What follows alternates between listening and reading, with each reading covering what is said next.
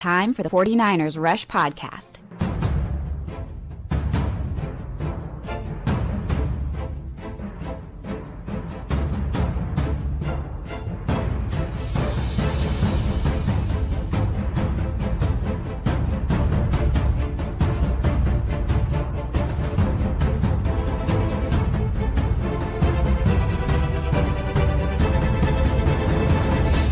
And here's your host, John Chapman.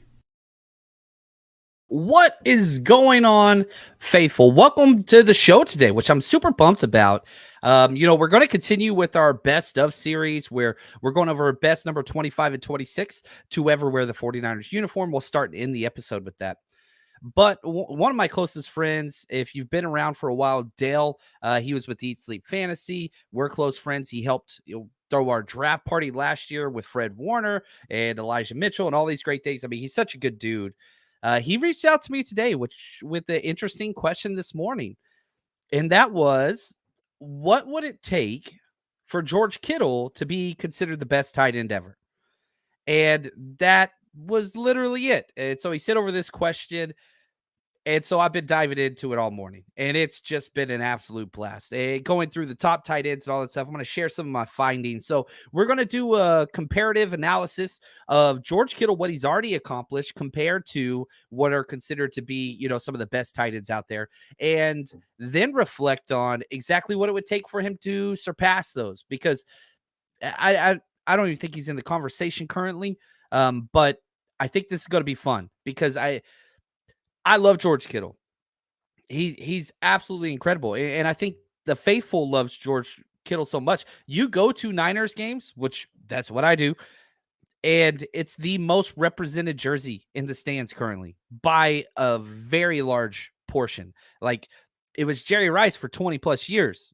Joe Montana, you see Steve Young, you see Patrick Willis, you see Frank Gore, you see all these greats. There's a lot of greats out there for the Niners. We're very spoiled, but you go to a game right now, George Kittle is the number one jersey in the stands. Now, CMC might have something to say about that in the upcoming future, but we'll see. So do want to check in with the faithful and the Countdown crew. What's up, David? Mosquito Killer, love all the hashtag CCs. Kim from across the pond. What's up, Kevin? Love this. So as we get into this, I am flying solo today. What's up, Chuck? So if you have questions, comments, concerns, we can go all over the place. Just make sure you tag me if you don't mind in the chat so that I can grab that. What's up, Diego? Man, it was such a good time hanging out with Diego down in Mexico. That was awesome. What's up, Greg? So we'll get into the Kittle talk, but before we do, here's what I want to talk about. Let's talk about the best ever to wear the jersey number 25 for the 49ers. What's up, Joe? Glad that you're catching a live show as well. Love it, man. This is awesome. Marco says, kill it as always. What's up, Niner boy? This is awesome. The chat is already popping. That is wonderful. Now, 25. The current wearer, is that right? Wearer of number 25 is Elijah Mitchell. And man, he's been interesting. He's been amazing when he's got the jersey on and pads are underneath it. The only problem is just keeping those pads on and staying healthy. Excited to see what he could do. Jimmy Ward, he wore 25 for a bit, only had it for a few years. He's already won the best of for the jersey number 1. So we're not going to give him 2 of the best jerseys. So he doesn't really qualify for this argument. Richard Sherman, man, what a fun transition, right? Talk about a redemption story, going from one of the most evil, hated people in the Bay to, I don't want to say loved, but man, enjoyable, right? Like fresh, awesome. And he was so paramount to the Niners taking that turn to rebuilding mode, to competition mode, to championship caliber mode, right? He was awesome. He had 1 Pro Bowl with us in 2019. He was 5th in comeback player of the year for that same year, 2019. Ryan Tannehill won it, which actually, this is my form of printing remission, right? We're not a paper, we're not an article, whatever else. But I said on a previous episode about a week and a half ago that Geno Smith was the first player to ever win comeback award from just sucking at football. That was incorrect. And a lot of people reached out and corrected me. The correct answer was Ryan Tannehill was the first one to come back just from not being good. Now, Geno Smith, he's not even the best comeback player from not being good. He's now second best at comeback player from not being good ever. So I want to correct that. I would hate to, upset anybody, Seahawks fans or Geno fans. So yes, Geno's not even the best at coming back from being bad. He's the second to follow in the footsteps of Ryan Tannehill. Those are some elite footsteps to follow in Geno. Congratulations. Anyway, I digress. Richard Sherman, he was awesome. Second team All-Pro that year. You can go through all whatever else, but yeah, that's where he is. Terrell Brown. I really liked him, 5th round corner out of Texas. He was around from 2007 to 2013. He had a 21 AV score from Pro Football Reference, 100 games played in, and was just so consistent. You go back to the 2007 days, it was a little rough.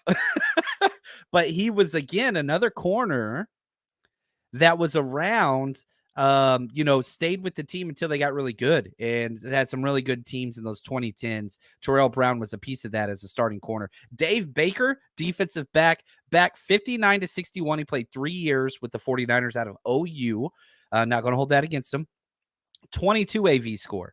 Was a Pro Bowler his rookie year. And his story was interesting as I was digging into it. He led the NFL with interceptions with 10 his sophomore year.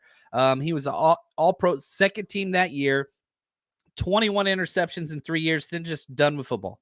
Don't know the whole story there, but yeah, Dave Baker, a little before my time, but it was interesting looking in. Came in red hot, 3 great years, and then was just peace out. Didn't play in the NFL anymore. Charlie Garner had 2 years, 1999 to 2000, the running back, a 29 AV score. He joined the 49ers after 5 years with Philly. It was kind of interesting because you had Charlie Garner going from Philly to us, and then you had Ricky Watters go from us to Philly. Just was interesting. He had 1 Pro Bowl year with us, 1,100 plus rush yards, 7 touchdowns, 68 receptions for Charlie Garner in 1 year, 647 receiving yards, 3 touchdowns. He was awesome. Played 32 games for us, but I mean, he was good. He was near the top of the NFL. He was definitely a top 5 back in the NFL for us, even though a short frame. And I love this. I'm seeing all the mentions in here. Oh, this is awesome. Eric Davis, ED baby. Yeah, he's by far. I don't think there was much of a competition for best number 25. And, ED, I guess you could say friend of the show. He's been on the show a few times. We've had him out to a handful of our parties. I don't even know if he knows who I am, but I've met him. I've paid him. I've hung out with him. I've had him on the show, but ED's ED, man. And if you've ever met him, he's awesome. It's a whirlwind, man. And you are in his world whenever he is around. And he was a hell of a player. Oh, what's up? We got the legend of the house. What's up, Juan? What's up, JC? Finally made a live show. Let's go. #CC. Juan's the absolute best, man. He makes this whole thing happen. Without Juan, there is no 49ers rush. And that's my boss. I do whatever he says. So shout out to you and your family, brother. Now, let's talk about Eric Davis. He was around from 1990 to 1995, so 6 years. He has a 39 AV score. Cornerback, he was a second-round pick from Jacksonville State. Absolute baller. 2 Pro Bowls, 1 All-Pro, 1 Super Bowl victory. And, we did our 1994 watch party all offseason. We just finished it a couple weeks ago. His playoff performances in the Super Bowl, the NFC Championship, the divisional round, elite. He had an interception in all 3 playoff games.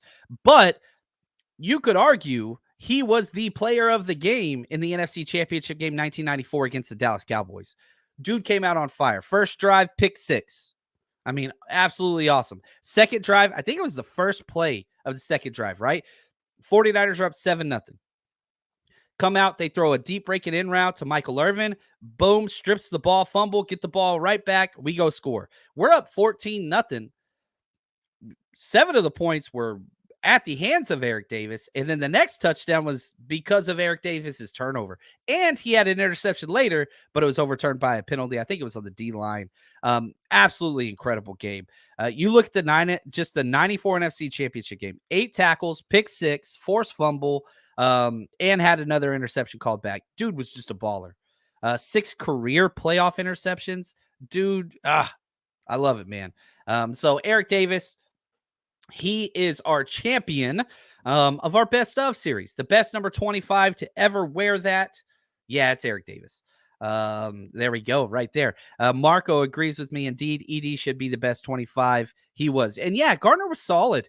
Charlie Gardner, again, if you're just looking at the AV scores, Charlie Gardner had a 29 AV score. Eric Davis had a 39 AV score. So yeah, it's interesting. Oh, Dave, what's up, brother? He says, I think veteran players like Sherman that help establish a culture that's invaluable. Who is that player currently? Kittle, Debo, Trent. Kittle was homegrown. He kind of came into this and all that stuff. So if we're looking at vets, I think Trent Williams was 100% that guy because he joined. Now, I don't know, though, because he joined in 2020. So we already had our Super Bowl appearance before him. I think Quan Alexander was one of those guys. We talked about him last episode as well. Quan Alexander, I'm trying to think who else. CMC now, vets that joined. Trent Williams, I want that to be the answer. But at the same time, man, I want somebody that was here before 2019. Kyle Juszczyk. He joined 2017, though. So, yeah, that's a good question, Dave. I don't know. I'm curious what you guys all have to say. Because who is the vet that came in and established this culture? I think Quan Alexander was a big one. Richard Sherman was a big one. Kyle Juszczyk, Pierre Garçon, those were big ones. But as far as like the continuity of a vet that was here and is now still here, Kyle Juszczyk's the only one that comes to mind. Jimmy Ward was around, with the Niners. It's interesting. Yeah, I'm seeing Warner, but again, we drafted him. He came in 2018.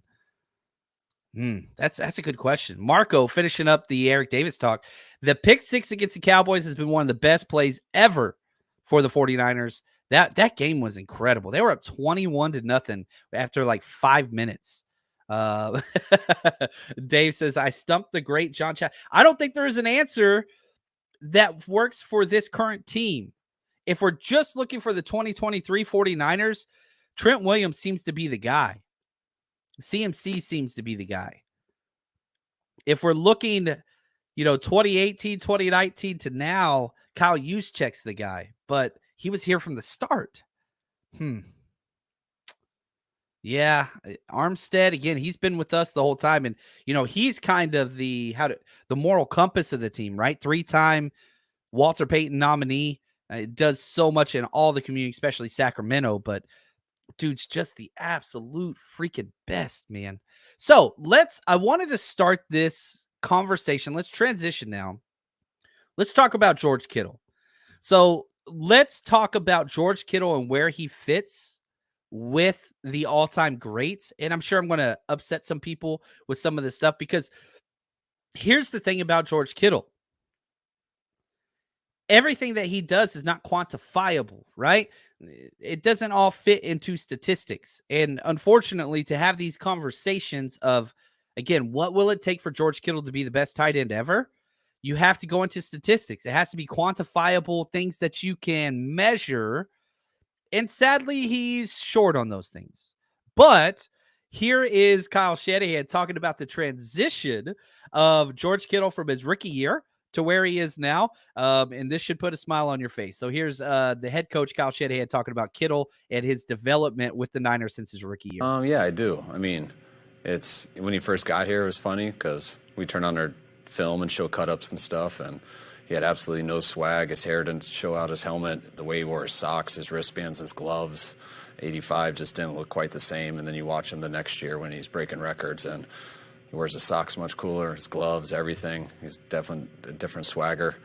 He was a little more quiet at first. He's always been George, but he was a lot more quiet back then, and that broke out a lot the second year. But he's been great. He's always upbeat. He's always the same. Probably the most positive guy we have on our team. I get on him for that sometimes. It's not everything is perfect, but that's how he lives his life, and that's why everyone likes having him around. What's wrong with being positive, Kyle Shanahan? I'm just messing around. But yeah, so like again, let's have fun with this. And I think that it's also because we've been doing this series of best of Niners players, and so you're comparing your kids, right? Like nobody has a favorite kid, but we all have a favorite kid, maybe. But we talk about George Kittle versus other elite tight ends. This is where it gets interesting, and I think a lot of people get really defensive, right? And so let's dive in. What has George Kittle done? And this is where things get interesting because I want to compare him against who I consider the 3 best tight ends so far. And it's not fair to judge their completed work versus Kittle's non-completed work. He's played 6 years. That's it. So a little bit different, right? So I'm going with Tony Gonzalez, who I think a lot of people would consider. I mean, he is the stats on stats best tight end, more of a wide receiver, but he did play some in line, but the longevity, we'll go through that. Gronk, I think at his height of his game, I would take him over any tight end in history because he is the best two-way tight end player. If you needed an extra tackle to block, Gronk was that. If you needed touchdowns, he was that. And then Travis Kelce. And I know a lot of people get upset when the Kelce Kittle debate takes place, but the things I would remind, one, they're close friends and they both prop each other up and are always saying nothing but positive things about each other.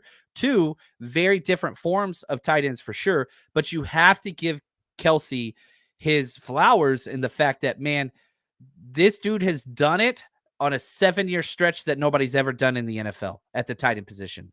And I get it. Can Kelce block as good as George Kittle? No, not even close. Is Kelce a bad blocking tight end? No, not even close. Do they ask him to do that a lot? They don't. But he's actually an above average blocker. Is he George Kittle? Is he pancaking people and all that stuff? No, that's not what he does. And that's okay. That's not even a bad thing. You know what I'm saying? So let's go through this. And, the ways that I want to look at this is I'm going to compare all 4 of these guys through a myriad of topics to be the best ever. Longevity, consistently great, stats themselves, Super Bowls, playoff stats, and then an X factor. So those are the categories that I went through and I just dug each one of these guys. So longevity, we're going to start with Tony Gonzalez because I think he is the best tight end ever currently. That's who I would say. And I think some of these numbers will tell you why. Tony Gonzalez played 17 years, Gronk 11, Kelce's played 10 and counting. He's 33 years old. Kittle 6 and counting. He's 29 years old. And so that's another issue is that, look, Kittle and Kelce, they were on the same target as far as age and years. But, man, Gonzalez played 17 years, and a big reason why he was able to do so is because physicality was not necessarily a part of his game. He was a big basketball player out of Cal, right up the road for where I'm at now, right? And so he would go up and get the ball. But 17 years is incredible. 17 for Gonzalez, 11 for Gronk, 10 for Kelce, 6 for Kittle. Now, consistently great, okay? I tried to take everything, my perspective out of this. Pro Bowls, all pros. And I know Pro Bowls are a little bit more of a joke now, but it's still a measurement of how people see where you fit. Tony Gonzalez, 14 Pro Bowls, 6 All Pros.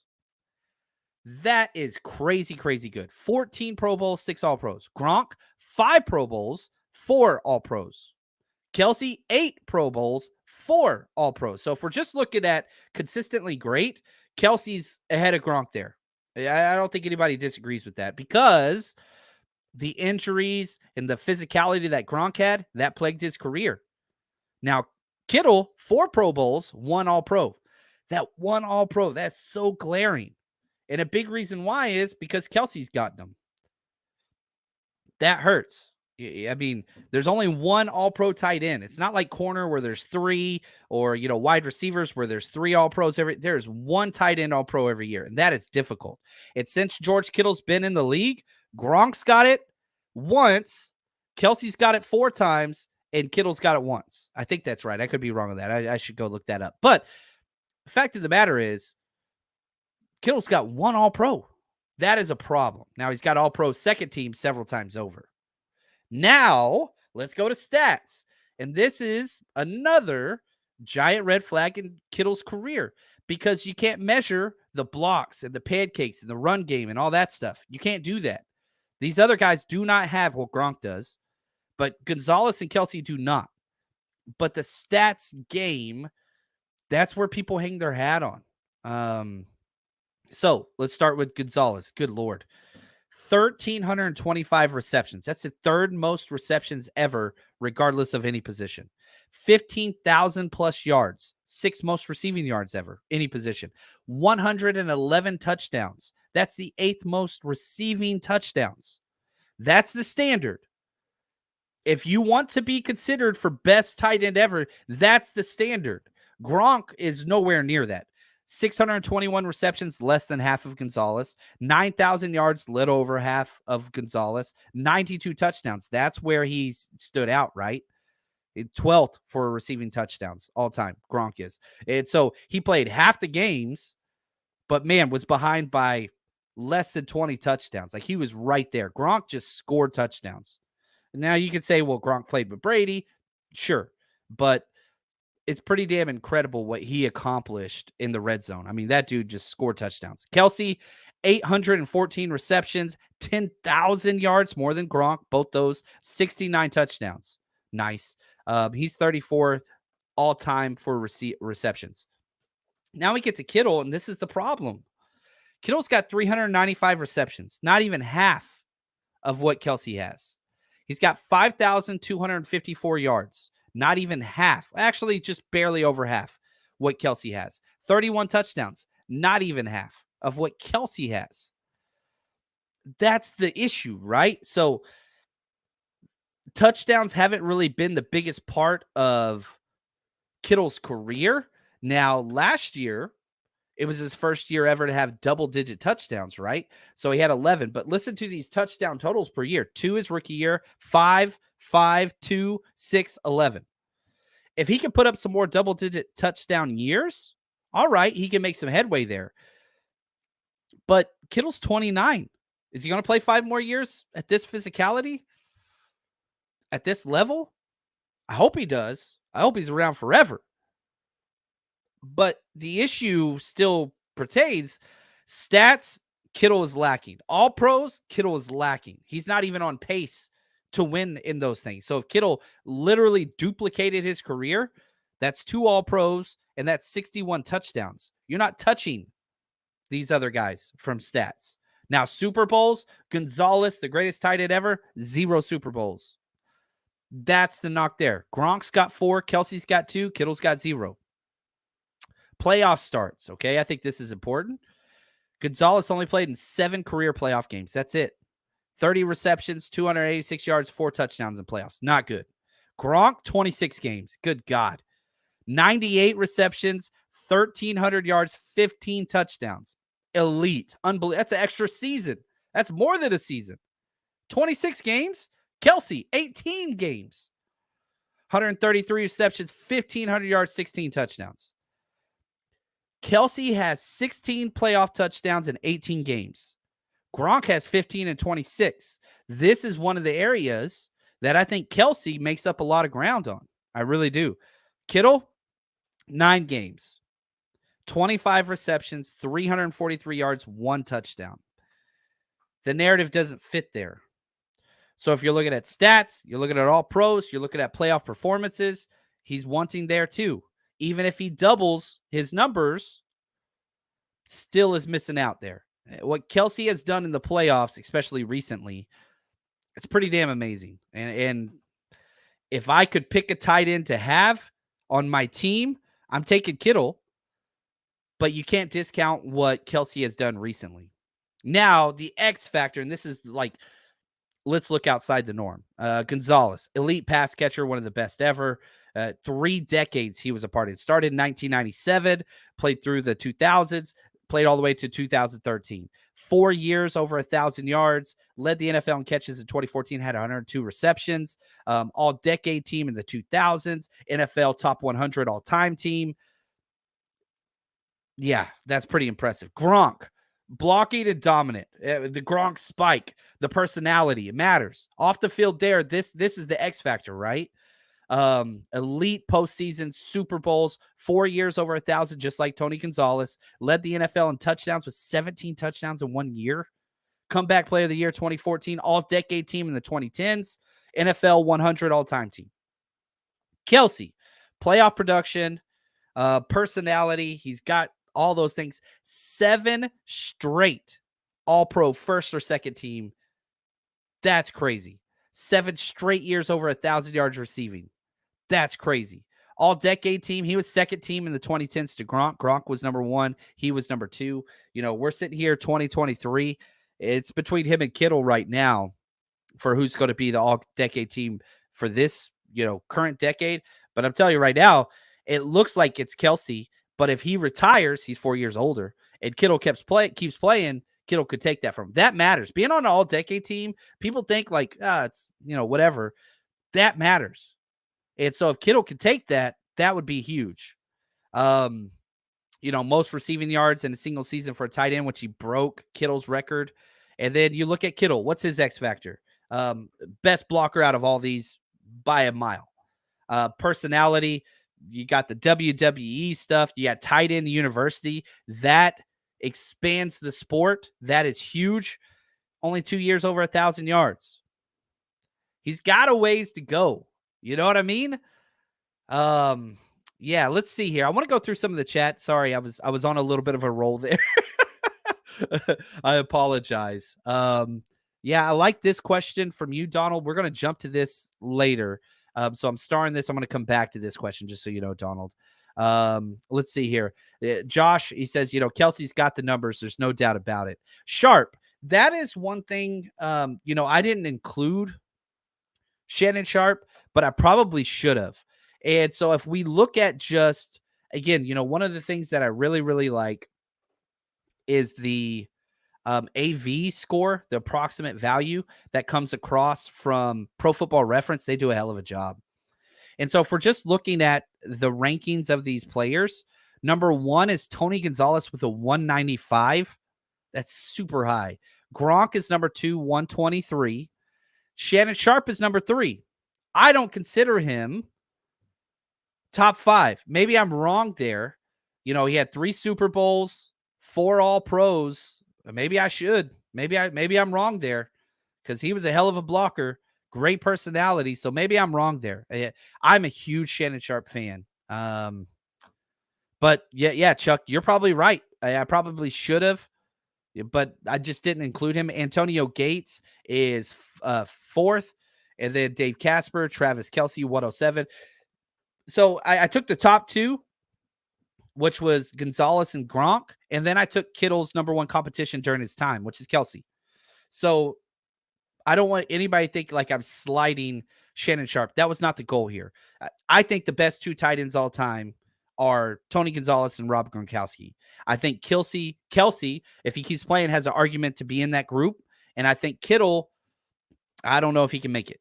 I hope he can. He's got the talent. He's got the team for it.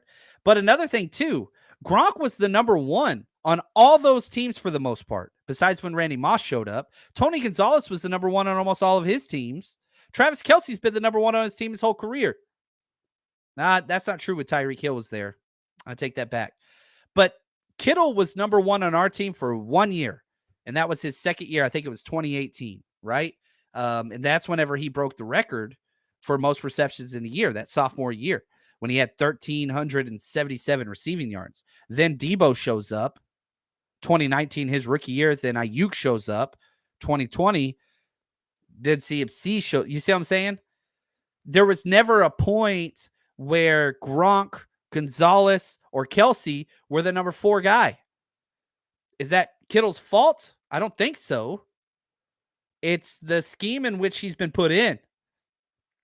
But yeah, Chuck, you're right. Sharp belongs in the conversation, and I'm not trying to knock him whatsoever. Buff right here. What about Sharp? Yeah, I went with the top 2 guys and then Kittle's competition. I will say this. If I could pick any tight end at their prime, I'm taking Rob Gronkowski. That's my number 1 because I want a physical freak that can block and help in the run game and also the receptions and all that stuff. I think Gronk's the best tight end of all time, personally.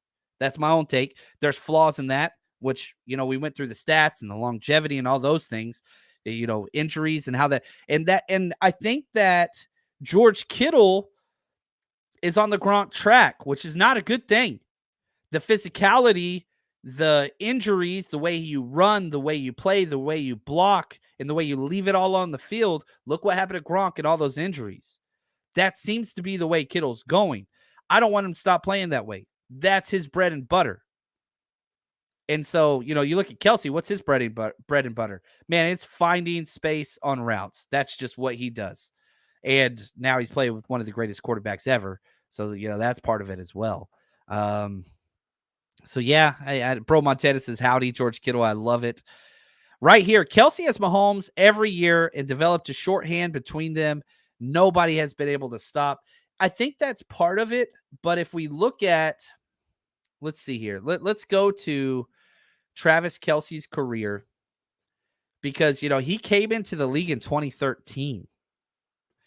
Kelsey was 2017. So for the first 4 years, he did not have, and again, 2017, Alex Smith played. That wasn't even, what's it called? So 2018 was the first year Patrick Mahomes played. So Kelsey already had 3 Pro Bowls and an All-Pro before Patrick Mahomes stepped in. And so that I like this argument. I agree with you because when you play with great quarterbacks, everything changes. And they're one of the most pass-heavy offenses out there. But this dude had 3 Pro Bowls and an All-Pro before Mahomes stepped in. Now he went bananas afterwards. Yeah, so that's what it is. Yeah, officially, what's up, Hammer? He says, John, are you officially moved into Cali? I am. El Cerrito, we are at home. This is the mothership. I'm excited. Yeah, glad to be here. Donald says, man, 49ers, if Kittle didn't block as much, his numbers would be much higher. I agree. But he's so damn important, man. Rob says, I have a Kittle jersey. Just wish we had the quarterback connection that Kelsey has. Yeah, I would like that too. Right here. John from Juan, thank you. He says, John, can you explain the difference between All-Pro and Pro Bowl? Oh, thank you. That's a freaking thank you. That's a great question. All-Pro is the most important. That is the Associated Writers or the AP usually does that. It's changed over time from Pro Football Writers to the AP to there's lots of different All-Pros. But the most recognized is the Associated Press Writers. And what they do is they fill a team, 22 players, offense, defense, and they fill out a roster. So, and they go with kind of the traditional lineups. So like you get 1 quarterback, 1 tight end, you get 5 offensive linemen, you got 1, all that stuff. Defensively, they do the same thing. So there's only 1 All-Pro tight end. That's what makes everything so hard is that these guys are competing for 1 spot.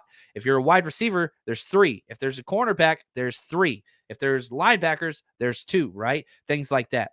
So it's a little bit different. So these 1 positions, that's difficult. Pro Bowl, lots of guys can be Pro Bowlers. There's 4 to 5 guys that make the Pro Bowl each year for tight ends because they usually do, 1, 2, an AFC and NFC or whatever else, or they'll do the top whatever. So Pro Bowl is way easier. They've changed the way Pro Bowls are awarded to where now there's a fan involvement, which I hate. Not that I don't like fan involvement. It's just turns into a popularity contest, who has the larger fan bases, and it's all stats based. And if you've ever filled out a Pro Bowl ballot on NFL.com, whenever they open them up, it's arbitrary stats that just don't show things. And it's not a good, it's only a third of the process, but that still messes it up. So Pro Bowls matter. They used to matter a lot more. Which again is why Tony Gonzalez, 14 Pro Bowls back whenever the process was different, it's pretty damn awesome. So hopefully that makes sense. So all pro is way more important than Pro Bowl, but still Pro Bowl tells you you're in the elite category. All pro means you're the best of the best. You are the absolute best tight end. So if you see somebody that's got an all pro on there, they were the absolute best that year. Still flawed system, but it's harder to get around. Right here, Donald says, if Dwight Clark played today, would he be a tight end? For Andy Reid, yes. For Kyle Shanahan, no.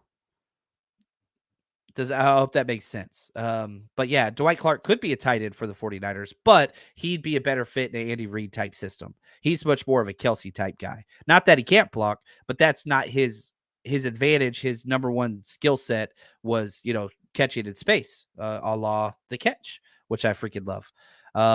Yeah, right here, Josh. Gronk missed a lot of time too. Not catching Kelsey's numbers. I don't think there's any way he can. Not in this offense. Just not if George Kittle plays another 6 years in this offense and you just double his stats or add a little extra, he's still not getting there. Yeah, Rob right here. Gronk had Brady. Kelsey had Mahomes. Kittle hasn't had a full offseason in a year with the quarterback. Yeah, he broke the record with Nick Mullins and actually not even Nick Mullins. He broke the record with, I think it was Hoyer. Let me go back and look at this. This is going to make me feel sick to my stomach. In 2018, let's go here. Because that was the year, what's his name got hurt, right? And Patrick Mahomes was the MVP. Shocker. Yeah, Niners go 4-12. So the quarterbacks that George Kittle broke the record. Nick Mullins started 8 games. CJ Beathard started 5 games. Jimmy G 3 games. Yeah, you're catching passes from Nick Mullins and CJ Beathard. Meanwhile, Kelsey's out there catching passes from the MVP. Ugh, that pisses me off. Yeah, right there, Watt, he says it. Kittle has lacked a consistent quarterback. Yeah, there we go. Dave, I met Tony Gonzalez the year before he retired. Really cool dude. I've only heard amazing things. I'm with you there. Sean Ferris, what's up, brother? Kittle's only real chance is if he gets Kelsey level healthy, wins multiple Super Bowls, and plays 5 more years at this level. So let's go back to the title of this show, which Sean kind of answered. Way to go, Sean. No, you're the man. What will it take for George Kittle to be the best tight end ever? Okay.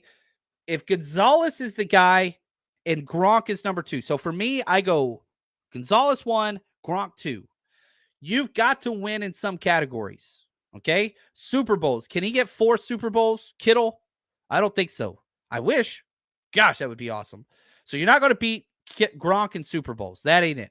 You're not going to beat Gonzalez in longevity or stats. Not even possible if you played 10-plus years on this same schedule. So those are gone. So stats are gone. Now you've got, are you going to pass the All-Pros? Good Lord. Can he get 6 All-Pros? No, you can't. Is it possible? Here's what he's going to have to do. He is going to have to almost revolutionize the position, which he's gotten pretty close to doing. But he's going to have like a freaking 16 touchdown season. He's going to have another 1,300-yard season. He's going to have to hit 1,000 yards consistently. And it's just like, man, you look at, he had 765 yards last year. I don't know. The one thing that I could say about George Kittle, though, is I think that he will have a much larger impact on the game after the fact that he's played. And I don't mean that as an insult. I mean that as whatever George Kittle wants to do, he will do. If he wants to be the commissioner of the NFL, he will do it. If he wants to be the WWE champion, he will do it. If he wants to, this guy literally, The Rock is his ceiling for after football. That's what he could be. He's that freaking awesome in his personality and positivity and all those things. So can he be the greatest of all time? I really doubt it. Just because he's so hamstrung on the system and his options and the stats. I hate that. If blocking was a measurable trait, I know somebody's like PFF, but yeah, just no. So yeah, I think he's got a ways to go, but I think the goal for George Kittle should be to be in consideration, to be in the argument. If you look back, and this is gonna suck right here, and I hate it already. If you look at all of the top rated tight ends back to this Hall of Fame monitor, right? George Kittle is really, really low. He's got a career AVI of 29 points. That's the 45th tight end. And again, this is just Pro Football Reference. But the question is, where could he be at? But if you're looking at Kittle, guys like Zach Ertz are ahead of him. Zach Ertz got 3 All-Pros, man. Vernon Davis is ahead of him. Brent Jones, Jay Novacek is ahead of him. Now, he's still got time to play, and the average Hall of Fame tight end is a 97. That's the average score is 97. He's at 24. He's got a ways to go, man. The lowest Hall of Fame tight end is Charlie Sanders with a 61. He had 2 All-Pros, 7 Pro Bowlers. Never won a championship. That was in the 60s, 70s. Mike Ditka, he's second lowest with a 62. He had 2 Pro Bowls, 2 All-Pros, 5 Pro Bowls, 2 Super Bowls. Jackie Smith, who's in the Hall of Fame, he had no All-Pros and 5 Pro Bowls. So he's on pace for that.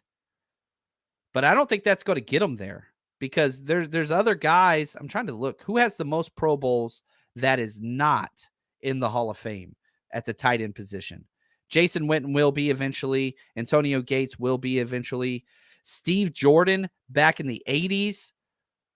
He had no All-Pros, 6 Pro Bowls. He's not in. He had a 33 score. So that's what he's kind of chasing. Jimmy Graham, 1 All-Pro, 5 Pro Bowls. Kittle's right on pace for that, right? Like he's got to pass that. And he was just a receiving guy. So I don't know. It's going to be hard to catch him. But yeah, Eric right here. It's going to be hard to catch Kelsey considering he's probably not done putting up playoff stats. Yeah, they're going to be back. They're going to be back. Yeah. Right here, Donald. I'm imagining Kittle and Davis together on the field. That would be the best tight end. Oh, that would make me happy. And they help each other out, right? Because Kittle can block and Vernon can run the routes and all that stuff. Sean, right now, Kelsey is practically a lock for the Hall of Fame. I agree. Kittle is on pace to be in the Hall of Very Good. He needs to have a golden age in his 30s. He's 29 this year. He needs 1 or 2. He needs another All-Pro, probably 2 more All-Pro years. David, I miss Brent Jones. I love him so much, man. He's such a stud. Now, back to this question that I said, we would shelve just a little bit. Donald Johnson, will Kittle have a great season coming up? How many yards will he have? All that kind of stuff. Now, here's what I will say. I'm really big on changes that take place throughout the year. And, okay, what was it to what will it be?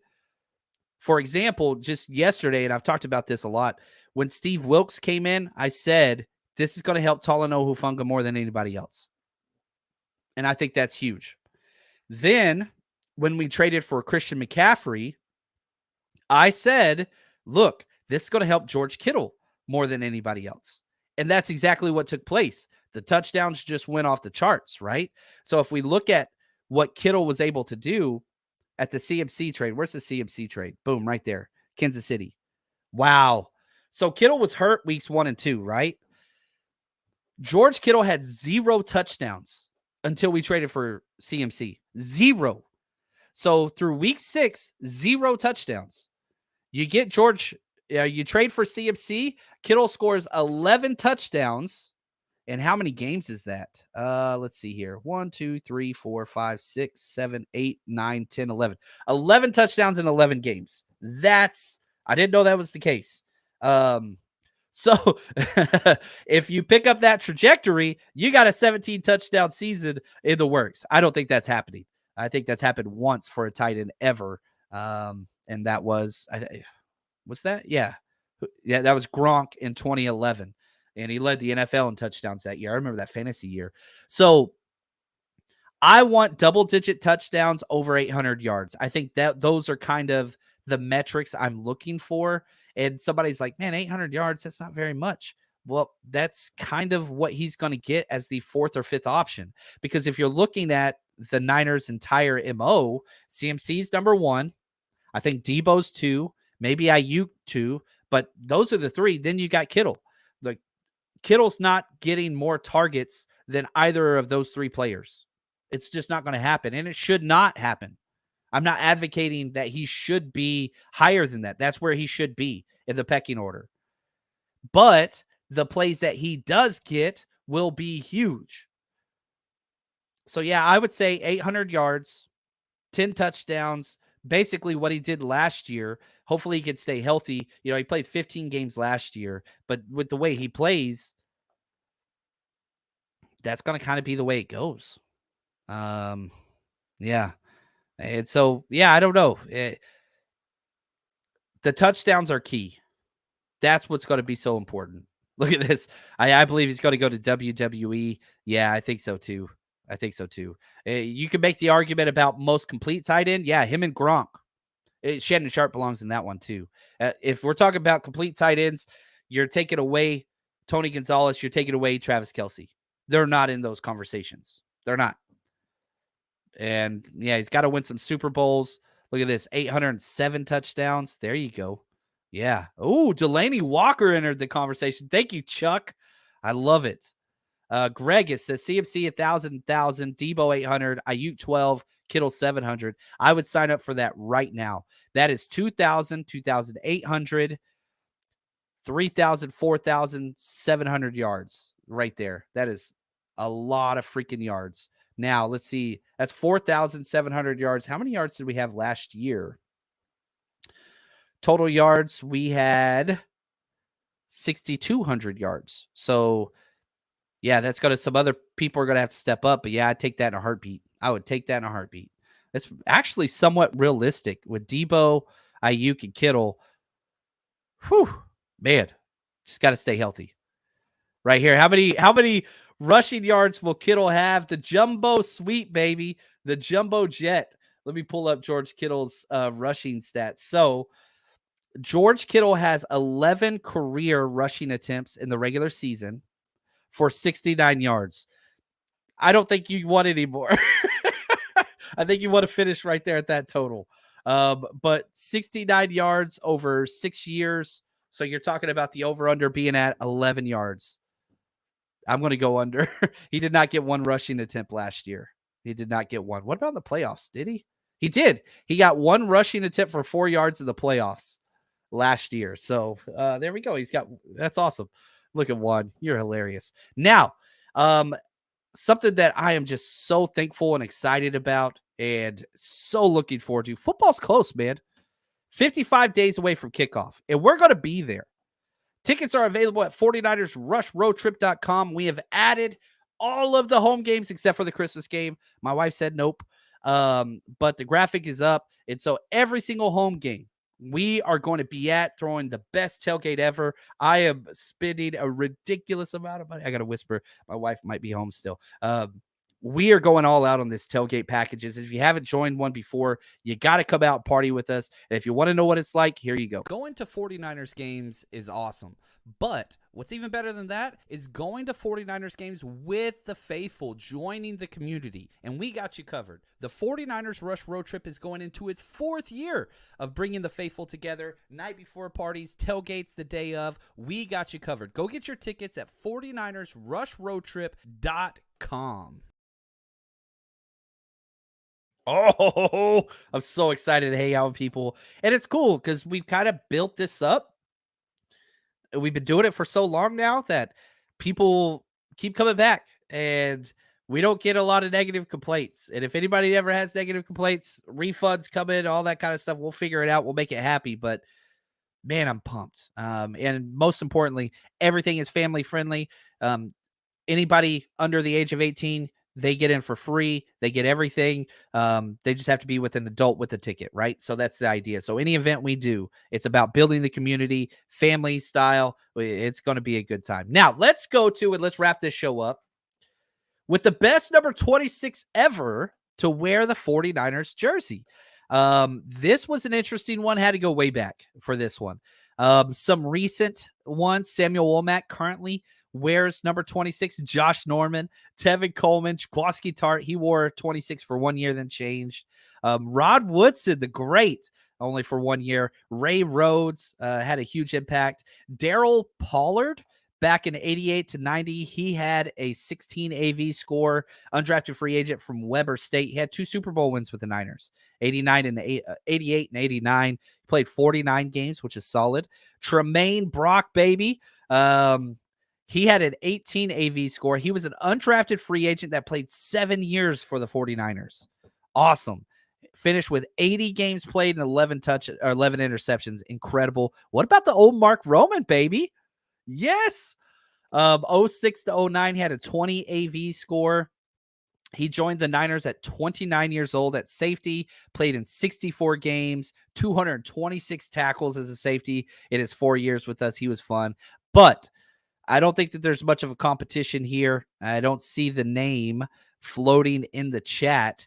Wendell Tyler, running back from 1983 to 1986. He got a 30 AV score. He came to the 49ers after 6 years with the Rams. He had 1 Pro Bowl and 1 Super Bowl win with the Niners as the starting running back. Had a hellacious year, man. Back in 1984, 1,492 total yards and 9 touchdowns. Incredible. Now, what was crazy to me is when I was looking up all of his stats and going through this, he had 13 fumbles lost that year, which is crazy. He had 286 total yards and 1 touchdown in the Super Bowl run. You know, that's the entire playoffs. And that team just blew every single team out. They won every single playoff game, including the Super Bowl, by 11 or more points. That's when they blew out Dan Marino in the Super Bowl. Incredible team. But yeah, Wendell Tyler. I don't know a lot of these older players. I was born in 82, man. And so, if nothing else, I hope that this brings to life some of these older players. And I don't want them to, I want them to not be I want them to be learned and appreciated for what they have brought to this fan base. And hopefully there's some old hats listening that are pumping their fist right now, because yeah, I'm excited, man. And it's just so cool looking back and learning about Wendell Tyler.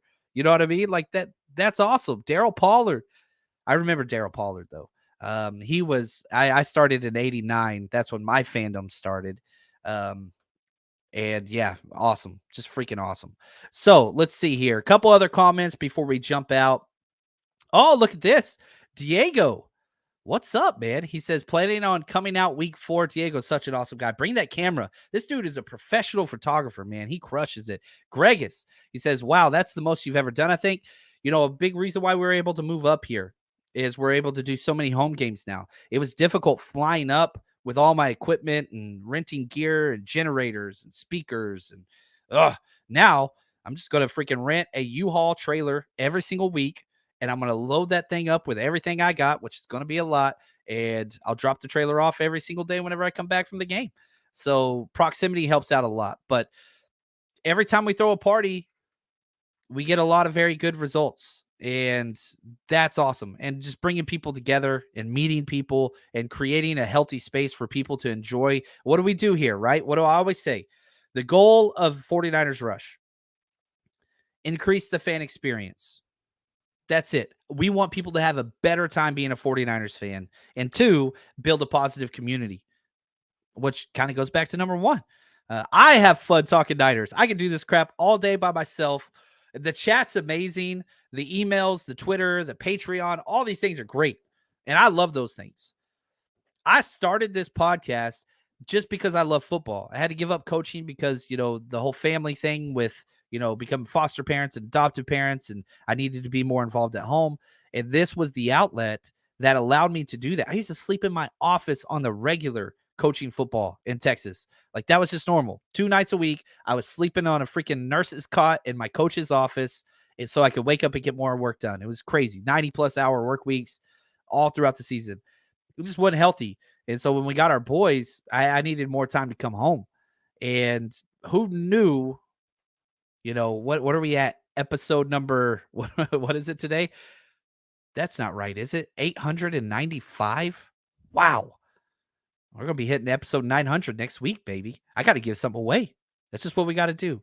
Yeah, right here, Eddie. See you in Jacksonville. That's what's up, man. He says, what if you got a family like Phillip Rivers? Oh my gosh. We'll go broke. It will be worth the expense. I'm not good at making money. That's not my strength, and that's okay. I want to be able to pay my bills, which sometimes, all right, we get it done. But man, there's just certain things that are just so important to me. And I became a fan when I was 9 years old and stayed. It has never changed. And so if we get the opportunity to create some of those cool, fun memories for kids, and they can remember, they won a prize or an autographed jersey or autographed football, or, we've got a video game set up that I'm going to have up at all of our tailgates, our home tailgates, where they can take part and learn and be a part of the faithful. Oh, that's worth it, man. But Phillip Rivers, I don't know. He's got a lot of kids, man. He's got a lot of them. So, we got Mark Pfeiffer. What's up, man? What's up, Mark? He says, Wendell Tyler was an exciting back, but he held the ball like a loaf of bread. He fumbled away way too much. Yeah, 13 fumbles. That's a lot. Mosquito Killer. Man, I'm juiced to come to a tailgate. Yes, I love it. Right here, he says, I haven't bought my ticket yet. Going to try what you said. I believe it's your purchase tickets day of the game, right? Yes, I always wait. And I always tell people this. And let me say this. If you wait to buy your tickets in the 24 hours before the sporting event, usually you save money. One time I missed.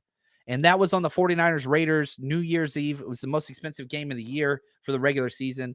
And so ticket prices jumped back up whenever I bought them. But I went to 13 games last year, I think. So worked 12 times. One time it didn't. I've never not gotten into a game. I did the same thing for a Super Bowl. That worked. I'm not too concerned about it. Now, here's what I will say to you. If you are uncomfortable and it stresses you out to wait, it's not worth the money saved. So if you're one of those people that just, man, it stresses you out, just buy your ticket, man. Just buy your ticket. But me, I like to gamble, baby. I like to go crazy. So that's just how I roll. Juan, cannot wait for the 49ers rush walk to the stadium. One of my favorite times every game. When we pack up the tailgate, we get everything going. We all walk together, whether we're on the road or we're at home. Such a cool time. And by that time, everybody's vibing. People are meeting, exchanging numbers. That is just so cool. Yeah. Gregus, that Raiders game on New Year's Eve is salty. Yeah, that was fun. Mosquito says, you haven't steered me wrong yet, so I'm excited to try. Also, we'll be following your bets this year. Yeah, I've got a couple people asking for when I'm going to release my season-long bets on Patreon. Yes, that is. I usually wait for everybody to report to training camp to make sure there's no holdouts, injuries, stuff like, is Jimmy G going to pass his physical? Well, that's going to affect the AFC West and win totals and all that stuff. I've already got my notebook of bets that I'm eyeing based on odds. But yes, that will be coming as we get into training camp. My bookie's already coming back for a whole nother year, baby. Shout out to my bookie. And so, yeah, we're going to be betting with them. We have posted profits every single year, 4 straight years since we started doing this. We're going to make you money. That's just what it is. It's just what it is. So appreciate you guys. Man, today was a fun show. I like it whenever I have a good time. Hopefully you guys did as well. And man, we got training camp not too far away. So lots more content coming your way. Appreciate you guys. Thank you. And as always, stay strong, faithful.